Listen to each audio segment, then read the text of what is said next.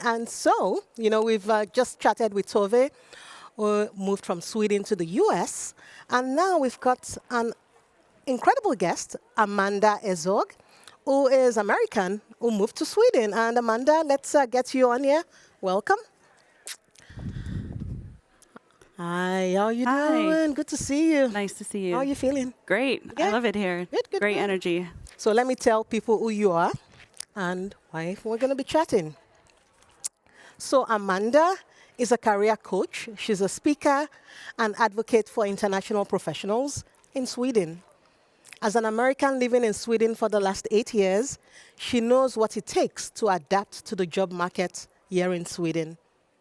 3 years ago, she founded Intertalents with a mission to empower foreign-born professionals toward career success in Sweden. So, welcome. Thank you. Yeah. And you've been networking and enjoying the keynote so far?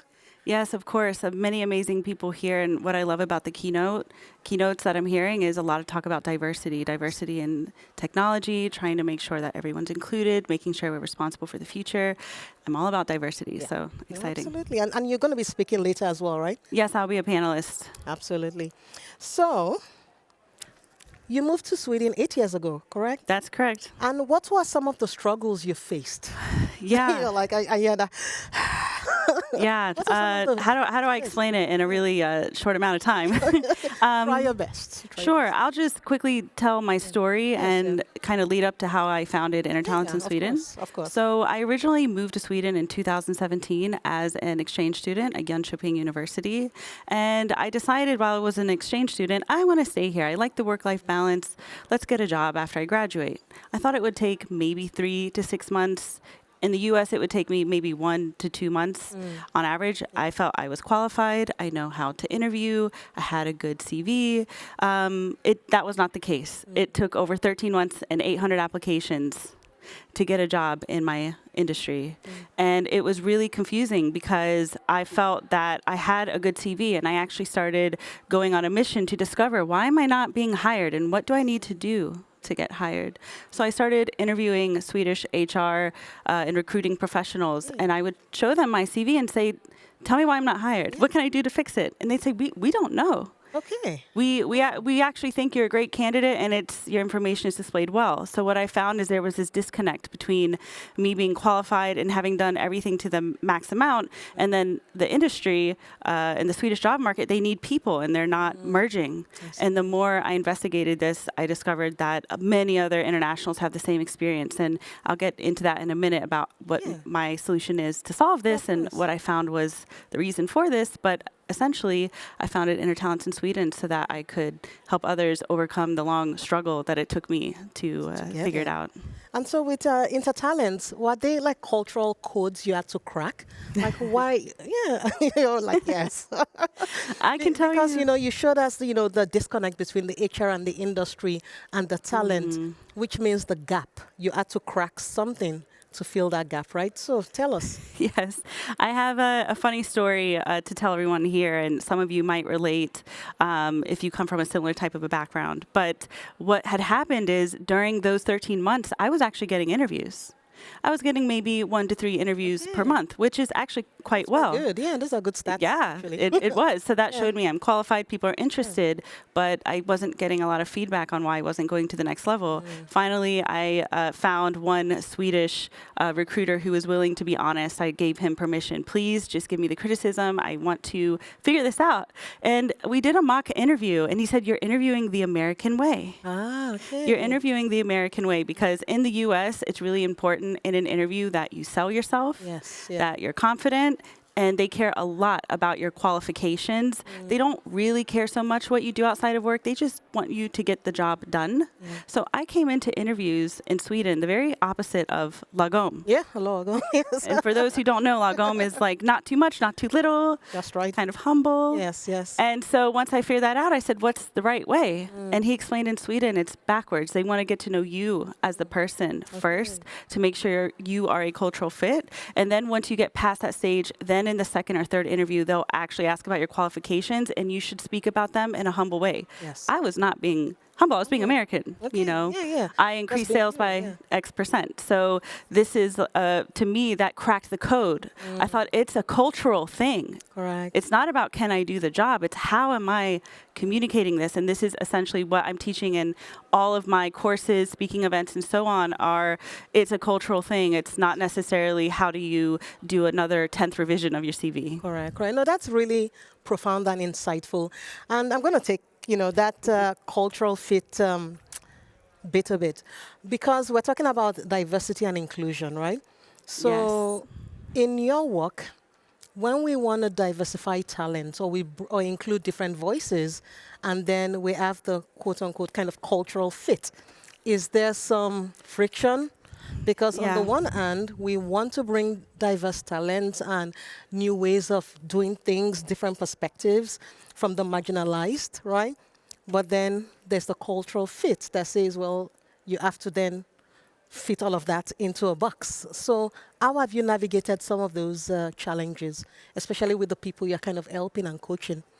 Yeah, it's really good that you bring this up because when I first started Intertalents in Sweden, my goal was to help internationals to find jobs so they didn't have to struggle as much as I did. Yes, yes. But as I got deeper into this, I realized many of them are doing the max amount of effort, and sometimes they still, it's just the labor market in Sweden kind of locks them out. And in the last year or so, I've started switching into the Swedish side. What can they do to be more inclusive? And I will speak about this more later on in my I know. panel.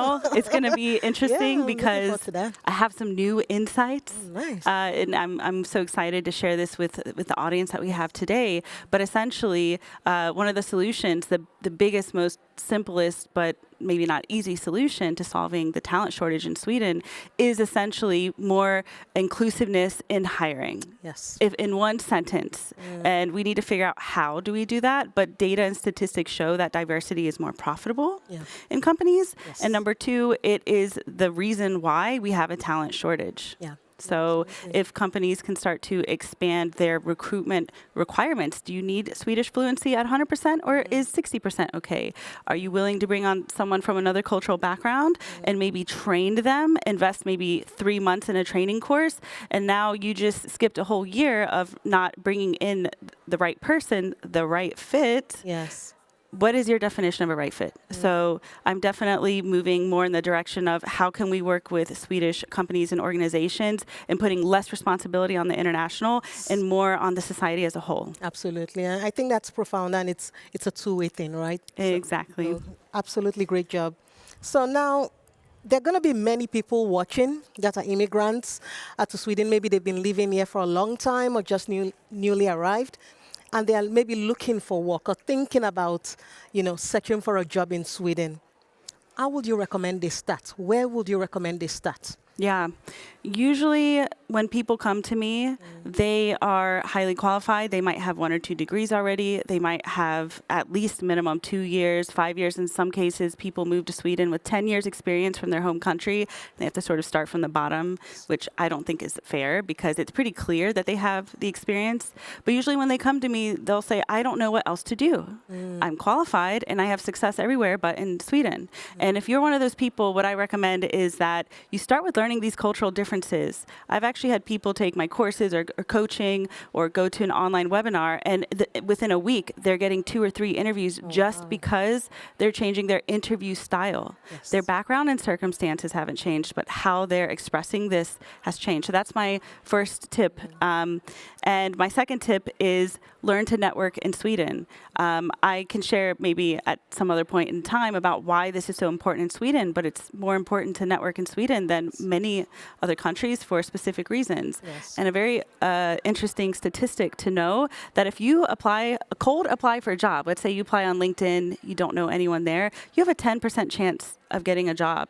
But if you have a referral to that job, you now have a 40% chance. Wow, that's Just through a referral. So if you're job searching and you're hitting the wall, scale back 100% of cold applications and try to go 60-40, maybe 60% applications, 40% networking strategy. And the third very useful tip that I usually give is make yourself a specialist in something. Because if you're trying to compete with native Swedes or you're competing with many other people, a lot of international professionals, they feel a little bit of scarcity. Yes. And I don't blame them. I've been there myself. And what they tend to do is include everything because they want to cast the net wide. They want to get any opportunity. And what it does is it makes you not look specialized. It's just how will you be competitive? So if you can specialize in a certain industry or a certain software, it will definitely get you further in the interview process. Thank you so much, Amanda. This has been incredible, and I can't wait for your keynote this afternoon. It will be very insightful. Yes, yes. No, thank you so much for joining us today. Thank you all. Thank you. Thanks, Amanda. Thanks.